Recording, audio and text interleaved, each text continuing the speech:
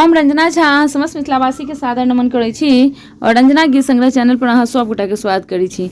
आई एहि चैनल पर हम एकटा सुंदर मैथिली भजन लऽ कऽ आयल छी। आशा अछि अहाँ सबके गीत सुनबा में नीक लागत। तऽ सुनी सब गोटा एकटा सुंदर मैथिली भजन। धन धन सिया फुलबरिया, धन धन सिया फुलबरिया, जहाँ आए सबरिया। धन धन सिया फुलबरिया, जहाँ आए सबरिया। माथे मुकुट सभे काने कुंडल डोले, माथे मुकुट सभे काने कुंडल डोले। अखियन में शोभे कजरिया, अखियन में शोभे कजरिया, जहाँ आए सबरिया। अखियन में शोभे कजरिया, जहाँ आए सबरिया। धन धन धन धन सिया फुलबरिया, जहाँ आए सबरिया।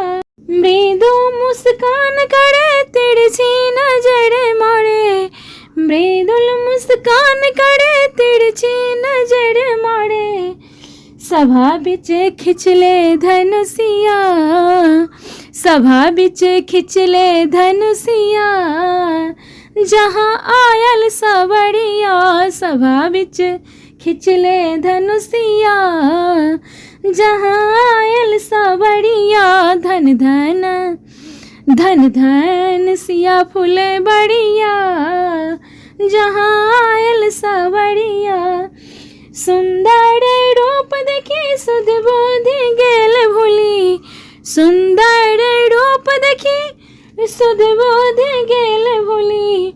अबने सोहाय घर दुआरिया, अबने सोहाय घर दुआरिया, जहाँ आयल सबरिया।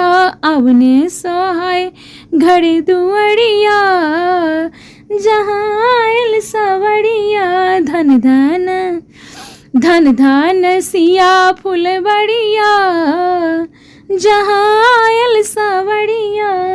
जुल्फी का पोलन सभे सीता के मन मोहे, जुल्फी का पोलन सहे सीता के मन मोहे। सखी सब करत पुकरिया, सखी सब करै छथि पुकरिया, जहाँ आयल सबरिया। सखी सब करै छथि पुकरिया, जहाँ आयल सबरिया। धन धन धन धन सिया फुलबरिया, जहाँ आयल सबरिया। धन धन सिया फुलबरिया, जहाँ आयल सबरिया।